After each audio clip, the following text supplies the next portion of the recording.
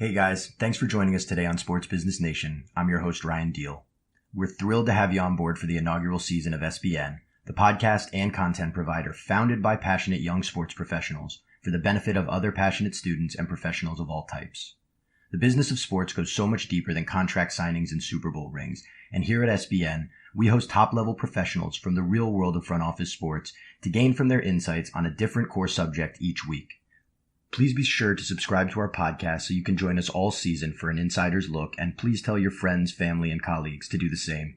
To learn more about our mission here at Sports Business Nation and see everything we have to offer, please visit our website at www.sportsbusinessnation.com and follow us on all your social media, including LinkedIn, Instagram, Twitter, and Facebook. Some advice that I got early on during my time in New Jersey from Scott O'Neill was people buy from people. Go out there and hug your clients, hug your prospects, really just humanizing the experience and allowing people to truly feel as if they're a part of the family, which they are. They're the key to the whole thing. So my apologies to Walt Disney, but the sports and live entertainment industry has been the original provider of magic and unforgettable moments since early society. Gladiator battles, Shakespearean plays, bullfights, and the live sports of today have been bringing people together to make memories across all cultures. As part of today's professional sports industry, you as the employee can't help but become an integral part of the excitement and experience. So for a lot of today's young professionals, that can prove a challenge.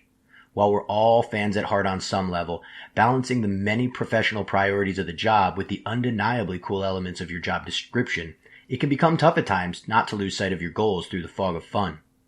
A life working in sports isn't all backstage passes and closing deals on the warning track, so knowing how to balance the wow factor elements of your product with the professionalism required to pitch boardrooms and really close new artists is integral to finding your success. But luckily for us, our guest today has had plenty of first-hand experience in navigating the myriad of client situations one might encounter in sports, and is here to provide us some guidance on it. I think my initial mindset was to be somewhat of a bulldog and just power through. What I realized fairly early on is that as opposed to galvanizing a group, I was creating more heartache. We're incredibly excited to sit down and discuss client-facing in the world of sports with Kyle Pottinger, the VP of Sales and Service for the Phoenix Suns. As an Arizona State alum, Kyle and his family have been right at home in the Southwest, as Kyle has overseen sales revenues for the Suns. Prior to that, Kyle spent a time as the Senior Director of Group Sales and Hospitality with the Philadelphia 76ers, as well as a stint with New Jersey Devils as their Director of Group and Premium Sales. Before moving to the East Coast, Kyle started his career with an earlier tenure at the Suns beginning in 2007, starting off there as the Marketing Coordinator and working his way up to Senior Group Sales Executive and the Team Lead for Premium Services. As a huge college and NBA hoops fan himself, Kyle knows all too well how infectious the excitement of sports can be, and will be sharing the benefits of his professional experience over the last 12 years with us today. Emotional intelligence is the new IQ, and it's something that I believe strongly in, that ability to recognize how certain things are making people feel, whether that be coworkers or even prospects and clients. I think that's a really key attribute in today's world and being able to drive business forward. Alrighty, and welcome back. So with that, we would like to welcome in today's guest. For the benefit of our listeners and audience, would you introduce us with what it is you do and your name?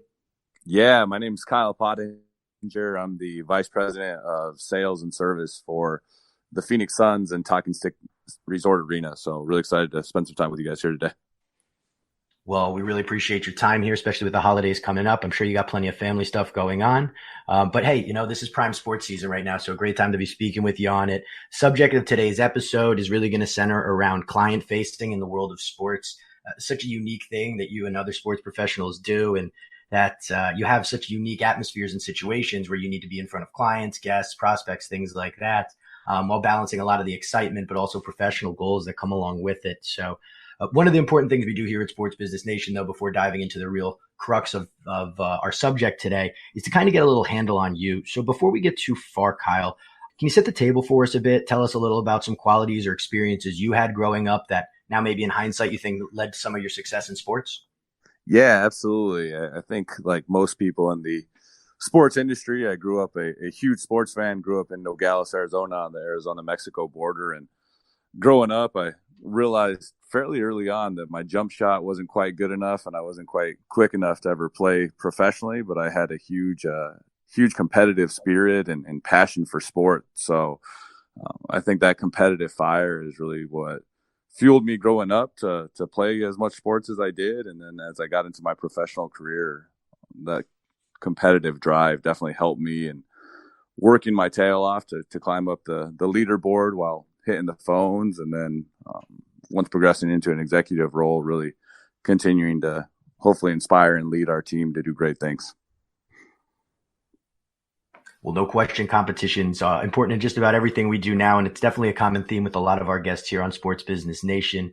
And kind of on that subject of, being competitive and maybe early on realizing, hey, maybe I'm not going to get drafted, but I do still love sports and the experience it creates, realizing you wanted to be a part of it. Can you cite a story or experience from when you were growing up, maybe an event you went to with a family member or something that you were a part of as an athlete that really showcases the power of what sports can provide?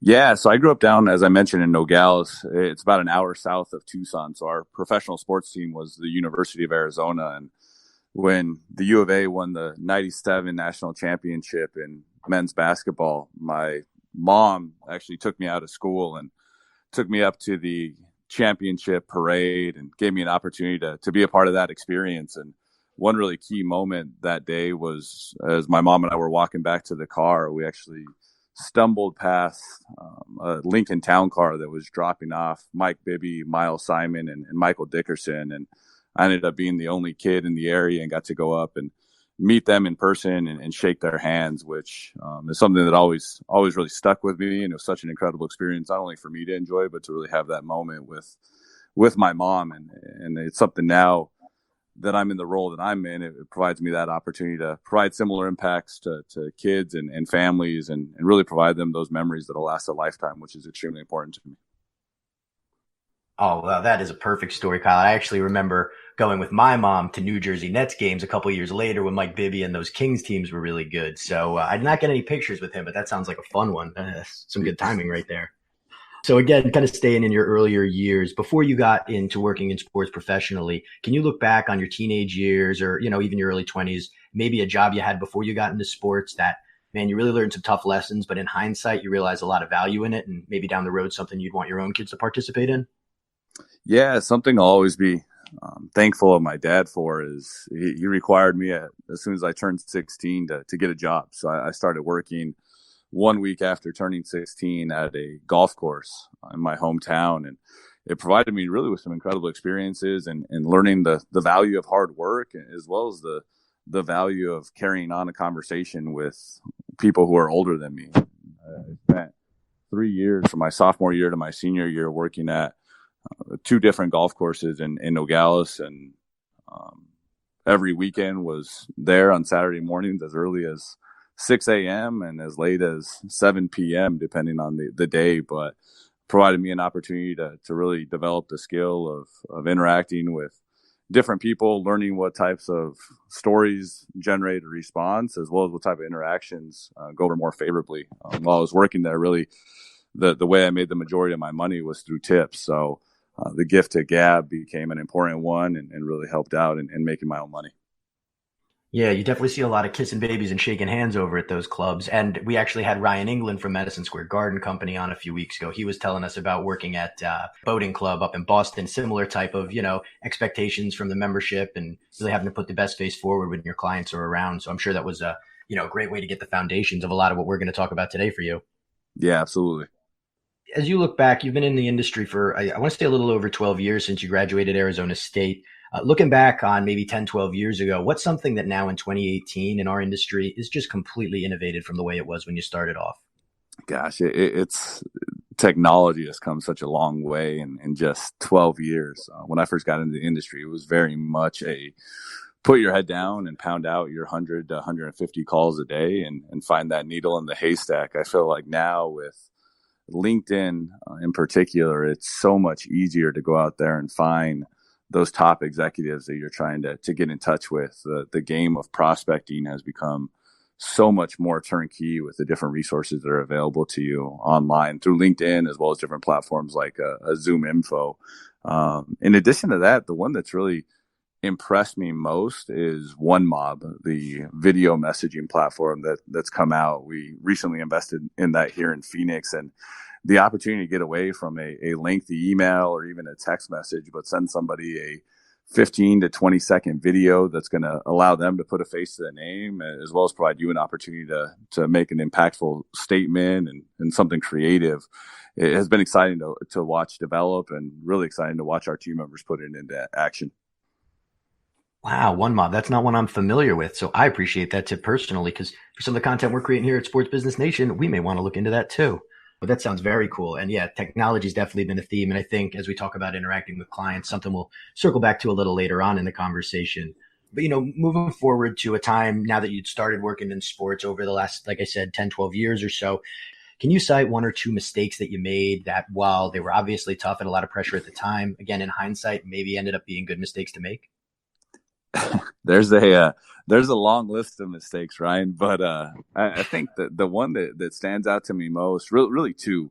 One actually took place while in New Jersey, while working with the Devils, and there were so many new people coming into the organization at that time. And as a young manager, I think my initial mindset was to be somewhat of a bulldog and just power through to get whatever initiative I wanted to execute into play. And what I realized fairly early on is that, as opposed to galvanizing a group to come together and do something really positive, I was creating more heartache. So fortunately, I was able to recognize the mistake and really reposition what I was trying to do, and work more collaboratively with those people around me. But I think that's often a mistake I see from young managers, even now, where they're trying to live up to what they think the role should be, as opposed to really allowing their personality to shine through and really act as that connector to bring people together to do great things. The other big mistake I think I saw early on was more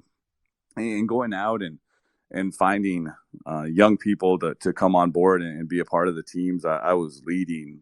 I think there was times where I definitely tried to blanket manage, as opposed to managing people to their individual strengths or weaknesses. And I think there's a couple cases in particular that really has stuck with me over the years. And the idea of not necessarily managing everybody the same, but managing everybody fairly has been really a key part of my leadership style and growth over the years. And I think it's been a big reason that we've been able to have some solid success at the different places I've been, and is because I've allowed the different personalities and the different people on my teams to go out there and do great things. Wow, I think those are actually both great stories. And one commonality I'm seeing between the two is it sounded like the solution was just, enhanced self-awareness and just realizing the impact of the decisions you're making. And we had Brian Towers from the San Jose Sharks on a couple episodes ago. He was saying the same thing in being a great leader is you just need to be aware of the impact of what you're doing, because it usually reaches beyond the scope of what you think it's going to apply to. So, and like you said, work with other departments, you're going to have to be teammates for a while. So you got to collaborate. Yeah, it's something I read along the way, is that emotional intelligence is the new IQ, and it's something that I believe strongly in, that ability to recognize how certain things are making people feel, whether that be coworkers or even prospects and clients. I think that's a really key attribute in today's world, and being able to drive business forward. Hmm. Well, somewhat tangent from this question now about your mistakes, but if you could rewind 10, 12 years and give the younger, more impressionable Kyle Pottinger one valuable piece of advice, one piece of advice for our listeners to take home with them today above all others, what would that piece of advice be? Yeah, it's a really good question. I think if I could go back and give the younger version of me advice, it'd really be two things. One, it'd be to at some point stop and enjoy the moment. I think throughout my career, I've been extremely ambitious and focused on that next step, where as I look back on it now, there's many times where I appreciate the people that I surrounded myself with, or the situation I put myself in, even more now looking back on it. So I think the first thing would be to just stop and really enjoy the journey at different points along the way, because with how fast the industry moves, it's easy to lose sight of that. The second thing I would tell myself is really to focus on, to control what I can control. There's a lot going on within the sports industry. There's a lot going on within any organization, and the more angst or anxiety you create on yourself by worrying about different things. Oftentimes, those things that you're worried on never come to reality. So, the idea of just really focusing on myself, focusing on controlling what I can control is really a key component that I would have really stressed to my younger self. I think there's great advice right there. And I think it's the sort of thing that whether you're in sports or otherwise, enjoying the moment and trying to take some appreciation in that experience. I think that's important in every walk of life. So I appreciate that for sure on a personal level. And again, looking at core of today's conversation is going to be about facing clients, facing prospects, facing irate guests at customer service during a game or during a show or during a meeting. And as we look around the myriad of ways that we have client interactions, these can be bleacher seats with nosebleed guests. We could be talking executive pitches in boardrooms. We could be closing deals on the court side or, behind stage. At the end of the day, this all comes down to client experience and the importance that we as employees and as organizations place on each customer's experience. So in your time working for these organizations, how have you seen a company's culture and focus on customer experience lead to success as an overall organization? Yeah, there's a number of different instances. Some advice that I got early on during my time in New Jersey from Scott O'Neill was people buy from people. Go out there and hug your clients, hug your prospects. And it's something that always stuck with me. And it's actually a item I took from Scott when I got out here to Phoenix, is really just humanizing the experience and allowing people to truly feel as if they're a part of the family, which they are. They're the key to the whole thing. If the fans aren't in the building, it's a much different experience for the players as well as for all of the other fans there. So we try our best on game nights to allow different fans to come down and get their picture taken on the court. It's always really exciting for me to watch a 50-year-old man turn into a 15-year-old kid when you stand him on the hardwood and take a picture of him and his child. And that goes back to the story I told earlier about my mom and I. It's that type of life experience that that father and son will remember forever. And it's a free item, technically, for us to provide. There's not necessarily a hard cost to us, but to bring them out on the hardwood, stand them on the floor, and take their picture is one that we've seen a tremendous impact on over the years.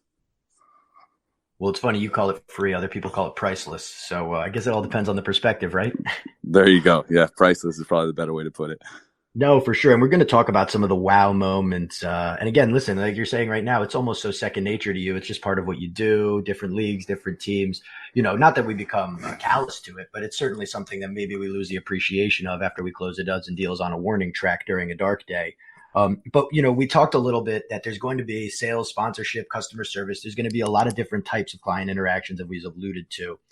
What would you say is most important in looking at different types of, guests or clients and figuring out what the best situations and settings to be interacting? Yeah, the key is the emotional intelligence, right? You got to understand your client, you got to understand your prospect and what's really most important to them. A major part of the training we go through with our sales team members here in Phoenix really applies to the idea of getting to the root of the why they're coming out, really why they're excited to come out and be a part of the experience, and then really try to plant those hooks based on whatever that may be. So the easy example is a father and son coming out to the game, as opposed to just really blanketing that invite to have them out to the game. Rather tailor it specifically to them, as opposed to just saying, hey, come on out, I'm going to have 2 tickets for you at the game. Really customize it. Hey, I'm going to have 2 tickets for you at the game. I've put together a custom gift bag for your son that I'm excited to share with him, and really show you guys some hidden gems of the arena that the general public have no idea even exist.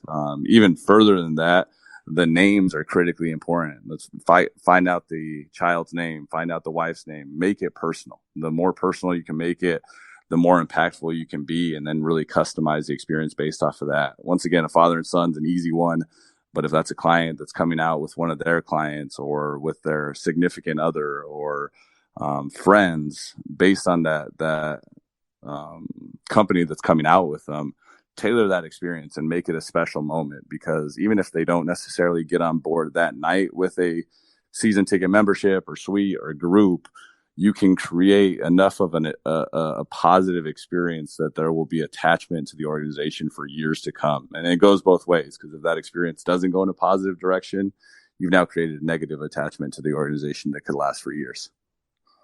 I think that last point there is so spot on because I'll be honest, in my time working in sports, you probably can say the same. Nobody's ever gone out and bought a Kyle Pottinger or a Ryan Deal jersey. But in a lot of ways, I feel like I'm the face of the organization with a lot of clients and guests because at the end of the day, they can text me and email me and speak with me and flag me down when they're in the arena.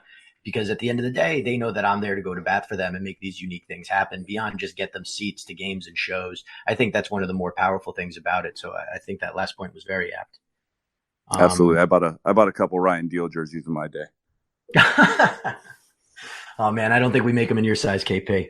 Um, from your own experience, though, whether they're those of your own or maybe a colleague of yours, can you tell us one or two actual examples from interacting with some clients, whether it's in the NBA, NHL, or what have you, that really are just completely unforgettable and showcase how unique the variety of situations we find ourselves in are? Yeah, absolutely. I think oftentimes when you're in this industry, you get to meet some really, really successful people in life, and at different points along the way, you can lose sight of how impactful an experience with a sports team can be. And really, one of my most really the best parts of my job today, Ryan, is watching the incredible talent on our sales team here in Phoenix and really across our organization and the great things that they do on a daily basis. So one interaction in particular that stands out to me is actually our manager of business development, Spencer Cherney. He had a client who was scheduled to come out to a game to participate in our captain's huddle on a game night where we had Golden State in town. So the captain's huddle provides this individual with the opportunity to stand at center court with the captains from either team. This night it's Devin Booker and Steph Curry at center court. So definitely one of the bigger ones of the year. And clients are supposed to be there by 6:30 to get to the client huddle. So we get to about 6:35 and the client's still not there. And I'm texting Spencer asking him where this guy's at. And he's like, he's on his way. He's on his way. And I'm like, Spencer, how important is this guy? Why is he not here? This is his son's Golden State. This is a massive game. And he's like, well, Kyle, he's actually been in brain surgery all day. I'm like, hold on, what? He's like, yeah, he's a neurosurgeon. He's one of the top neurosurgeons in the state, and he's been in brain surgery all day. I'm like, wow. So this guy actually comes down after being in 12 hours of brain surgery and stands at center court with Steph Curry and Devin Booker. And as we went to shake hands afterwards, I, of course, had questions about how was your day, right? You must be exhausted. And all he wanted to talk about is what a cool moment that was, how incredible the experience was, how thankful he was to us for providing this special moment for him. So as you can imagine, as a neurosurgeon, he does well for himself. He can probably purchase many great things in life, but we were able to provide him that special moment that he'll hold on to for the rest of his life. And after a heck of a day doing brain surgery, it's a powerful experience to be able to provide. That story is too funny. I'll bet you and Spencer were literally thinking to yourselves, "This is Golden State. How could he be late to this?" Well, I hope the client didn't cut his business beforehand short just to make it to the game. But no. He definitely he finished it off, but it was it was the last time I really questioned somebody as far as what they're doing there during the day. That's more important what we have going on, because that is obviously a very high importance, finishing the brain surgery. And a gold star to Spencer for accommodating those kinds of needs. That's definitely a unique one. So maybe the brain surgeon wouldn't quite fit into this next question I have for you here, but obviously, you're going to have big businesses where you need to meet with a bunch of executives. You're going to have families. You're going to have small businesses. You're going to have individual fans. So based off what we accomplish, we're going to need to find the best setting and situation to get where we want to go. What would you say some of the advantage are of meeting with somebody offsite at their office or going to a dinner, golf, or something like that versus hosting them for a private tour, backstage passes, or obviously your guest at a game or concert? How do you find the balance between those two, and when do you use them as smart business tools respectively? Yeah, so I've always embraced the idea of home court advantage. You're in a significantly more advantageous position by getting people down to your home arena, standing them at center court, and presenting the opportunity to invest in whatever product that is with your organization. That's the number one focus of our phone calls. As we make outbound calls, our goal isn't necessarily to to sell over the phone. Our goal is to get people down to Talking Stick Resort Arena so we can highlight why it makes sense to establish a relationship with the Phoenix Suns. With that being said, I definitely think there's certain times where just getting face to face is the key. So our number one goal is to get people down to the arena. However, if we can't get somebody down to the arena, we'll go out with them and meet at their office. The one thing I would say you get by going to somebody's office as opposed to having them out at the arena is you gain some additional insight into who they are. You get some additional insight into their life, and you got to be careful with that, not to be the old cheesy sales guy that comments on the picture. But if you can make it genuine and look at some of those items on the wall to establish a real connection, I definitely think there's value there. I think that's definitely a good point. And one thing I've always found too is one of the other potential benefits in going offsite, especially to somebody else's office as opposed to hosting them pregame or during a game as your guest, is when they come out, they got their jersey on, they're in full fan mode. Whereas if you go meet with them during the day, during office hours and book a meeting, that's a business conversation. And a lot of the times with a lot of these people, somebody like your neurosurgeon or a lot of these businesses, treating this as a business endeavor and a budgeting decision is far more important than capitalizing on the fan momentum. So definitely something that I found in balancing the two. But you're right. There's something about the wow factor, like your story with Spencer. But at the same time, you need to make sure you're using it on the right people. I love the story of the doctor. I think that's like a great way to showcase the kind of person you want to use that on. I'm sure he and his family had an absolute blast. But whether you were the seller yourself or, this is on a team you manage, how have you seen successes in people using that wow factor, maybe outside of Spencer's story? Yeah, I mentioned it earlier. Just my favorite part of my job is watching our team members on a game night basis do incredible things for their clients, and the really huge focus we place on that client experience here in Phoenix and really in Philadelphia and New Jersey we did as well. But it's really what makes the organizations as great as they are. Regardless of wins and losses, we control what we can control, and that's providing a top-notch experience every single game night somebody's in town. We even tried to extend that past that game night and really take an active interest in people's lives. We had a couple who was looking at investing in a theater box with us last year, and we found out that they were going on a trip to Disneyland with their two kids. And as opposed to just calling them that next week and asking how the experience was, we actually figured out what hotel they were staying in, reached out to the hotel, purchased some bears, purchased some balloons, and set it up so that when they arrived in their hotel room that evening, the room was completely decked out with gifts from the Phoenix Suns. You talk about that wow moment. You talk about the unexpected. That's awesome. That's something that makes a huge impact, and we've been invested in the suite. So when you see that level of detail from an organization, even before you spent $1 with them, you know what type of organization you're going into business with. So we look for those opportunities. Again, on game night, there's some great things that we can do. There's some really special things that we can do, but we want to make this real. We want to make this personal. So we look for opportunities where we can extend it outside of our arena as well. I couldn't be happier with the story you just told, because here I thought you were going to tell some cool story about closing, after somebody hit their half court shot during the, break or something like that. But at the end of the day, like you said earlier in the conversation, not that these things are free, they are priceless and they are available to us. So to show you're really going above and beyond with a client like that, with the families going to Disney and saying, hey, we really are listening and we are thinking of you, that is an incredibly impactful story. I'm sure that went over very well. Yeah, what worked to our advantage that probably wasn't great for them is I guess they had a horrible day up until that point where the kids got sick, flight got delayed. I think the kids ended up throwing up at the hotel lobby, or just a crazy day. So by the time they got to the hotel room, it was much needed, and I think an even more welcome surprise because of what they had gone through. I'll bet. I will bet. I'm sure that put some smiles on their faces. Earlier, when I'd asked you about some of the changes in the industry, you talked about technology, specifically within client engagement. And I actually loved you commented before about, I think it was One Mob, where you can send kind of the more personalized videos. As we look at the evolution of tech and AI and social media, what are some things that you see, really improving the customer experience for sports on that front right now? Yeah, the artificial intelligence is a fascinating one to me, and we're not necessarily doing anything with it today in Phoenix, but we have some big plans to incorporate it more. But as far as looking at even companies outside of the sports industry that are utilizing it really well, I think there's some positive lessons there. But as we look at, especially on a game night, there's probably 5 to 6 common questions that we get every single game night. So if we can automate that more, if we can make that more turnkey for clients to get an easy response, I think there's tremendous value there.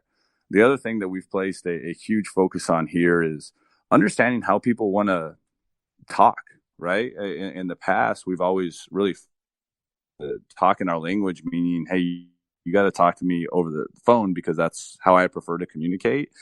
Today, people communicate in so many different ways, whether that's via LinkedIn, text messages, email, phone. I still think that the phone call is a core part of the process, but if you can use that to establish the foundation, then really customize your communication based off of that. It's been incredibly impressive to me to watch the amount of deals we've been able to sell via text message. And that just being a preferred method of communication by top executives in the Phoenix area. And if that's the way they communicate, we want to act as a complement to that. We don't want to necessarily force them into our preferred method of communication. So I think that's one that we still have to understand better. It's one that we still want to really generate a significant amount of data around to understand what's most impactful, but at a very, very fundamental level. Engaging with the client, then really understanding how they best want to communicate, what media language they want to talk through. I think that's an important part of the process that's really elevated today. Yeah, certainly tailoring your platform to each client's got to be important. And again, you're nothing if not consistent, Kyle, because you said before it's about treating each customer individually and doing what's best for them. So another example of how you and your teams are doing that. In looking outside of, your time in New Jersey and Philadelphia, and obviously your 2 stints down with the Suns, as you look around our landscape and our industry here in sports, what are some other leagues or some teams or even third-party organizations, if that's what comes to mind for you, who is leading the forefront of innovating the customer experience in sports right now? There's so many positive examples. The sports industry is moving quicker than it ever has in the history of the world, and it's an exciting time to be a part of that industry. With that, I think the key is really understanding what's most important to you, because there's a lot going on as opposed to being average at 20 different things. Really, we try to focus on 2 to 3 things short term that we can be most impactful in. As I look around the industry, though, a couple organizations that stand out to me are HBSE, and yeah, I'm probably biased just based off from up there, but their progressive mindset and how it relates to the customer experience at their games, as well as introducing different platforms that they're a part of, is really, really impressive to watch develop. The other one that has been exciting for me to watch and learn from is the Sacramento Kings. They've really established themselves as really the industry standard when it comes to, I shouldn't even say standard, the industry leader when it comes to technology and innovation. And they're doing some really positive things out there that just haven't been done in the sports industry before. And for that matter, maybe they're one that I always keep a close eye on and admire from afar as they continue to develop their platform and do great things. Well, I love those two, but I hope you're not tailoring this to me here because we do have both Sacramento Kings and HBSE guests on this season. So, okay, we don't need brown nosing. No, but I agree. There are definitely a lot of things going on the customer service side, both those organizations that you read about constantly. So I think you're spot on with that. And again, I want to be sensitive of your time. I know you've got the family. I think you may have mentioned that one of the kids is sick right now. Oh, goodness. Don't want to put myself in your shoes there. But as we start to wrap up a little bit here, in looking at today's conversation, it's really just being personable and interacting with people and being a great face and representation for your brand. But as our listeners and audience try to look for other sources of content, be those books, podcasts like this one, newspapers, magazines, to really further develop and enhance their understanding of what our discussion's been about today, are there any other sources that you would recommend out there that you've read that you think could help people looking to grow a little further? Yeah, so I love reading about other people who have just been overly successful in life. It's fascinating for me to just understand what makes these people different from everybody else. So a book I'm reading right now, about 3/4 of the way through it, is Mamba Mentality.